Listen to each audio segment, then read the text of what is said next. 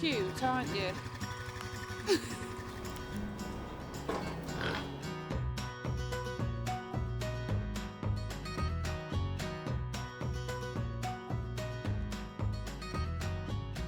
Welcome back to Woodend Farm. April has flown by. It's been another wet month, unfortunately, but we've been cracking on with all things lambing. Over 1,200 lambs delivered, in fact. At the same time, fencing has become a priority now the land has started to dry up. We've managed to continue working on our regenerative farming approach. Oh, and we've even welcomed a surprise litter of puppies on the farm too. Lots to show you, so do stick around for our April update. Every year we plan to lamb our sheep in April.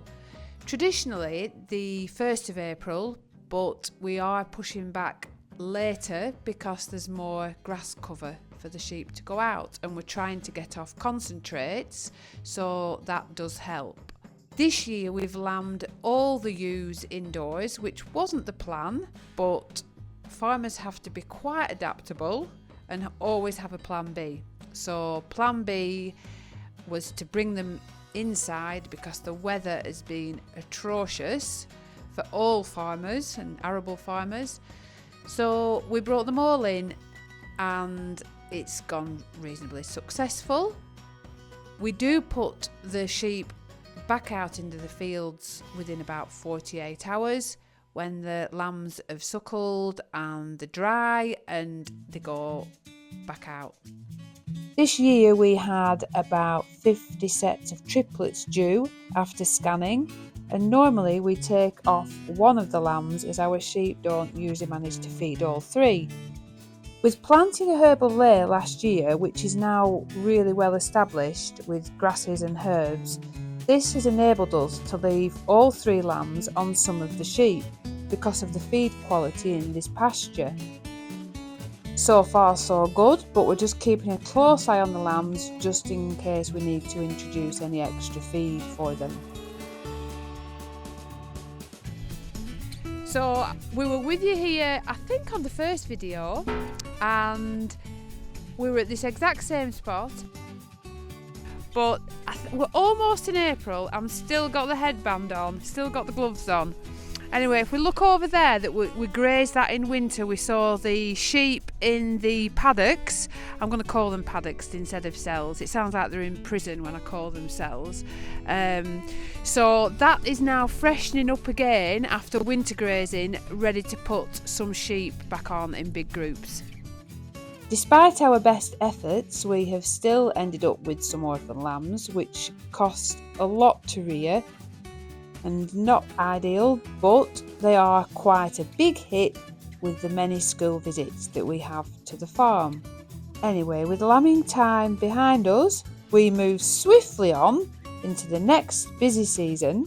Thank goodness the weather has improved and the land is drying up and looking lush.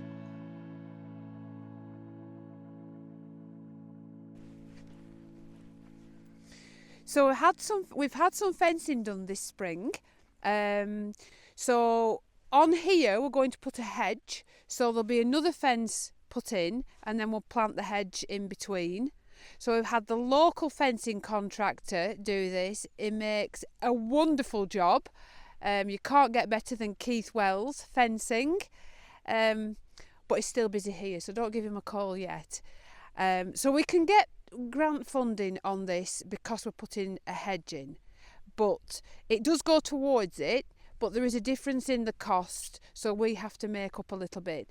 Now these posts that we're using, we've decided to use creosoted posts because they last a lot longer than tannalised posts. Tannalised posts you probably get maybe between like 5 to 10 years out of them. Creosote posts hopefully 20 years plus. So one of Dad's saying is they'll see my time out, but I'm not that old yet, so maybe beyond that.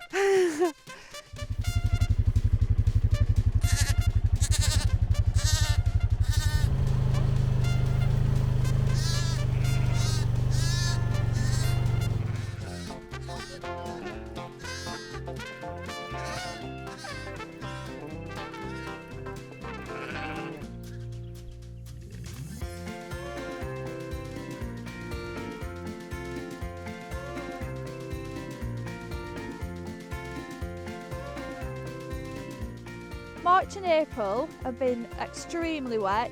We've been busy with lambing time and we're looking forward to getting going again with the alpaca walking. We're also going to be clipping them in the next week or two. The alpaca boys have been snoozing indoors in between breaks out in the fields. We've not had many visitors for alpaca experiences other than 1 or 2 events, mainly because we have to shut our calendar off in advance for lambing time.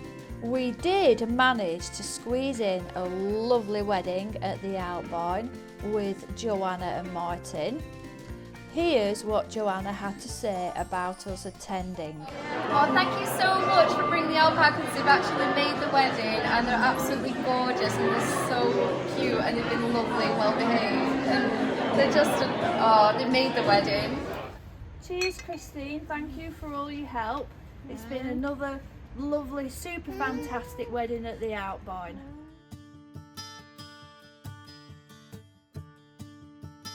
This is our all-terrain hopper. Right, okay. This is our all-terrain hopper. Absolutely love it. It's brilliant. It comes out on the alpaca walks for anybody that gets short of breath and has any disabilities. Okay, so I'll just show you. Come on. You're enclosed.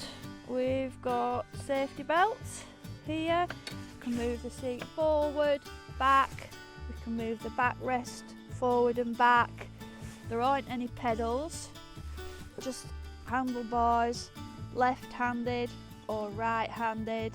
Just move that forward, back and forward. That's it.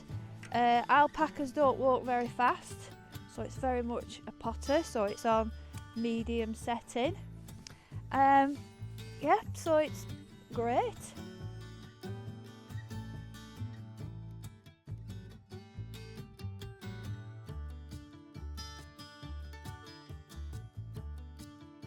So, I witnessed a bit of hanky-panky on the back of the quad bike. And no, it wasn't any of us, it was 2 of our dogs. And from that, we have a litter of puppies.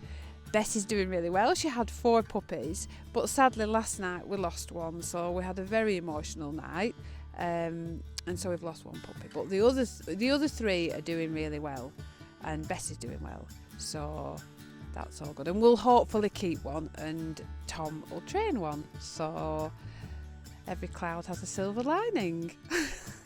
Thanks for watching. We'll see you on the next video.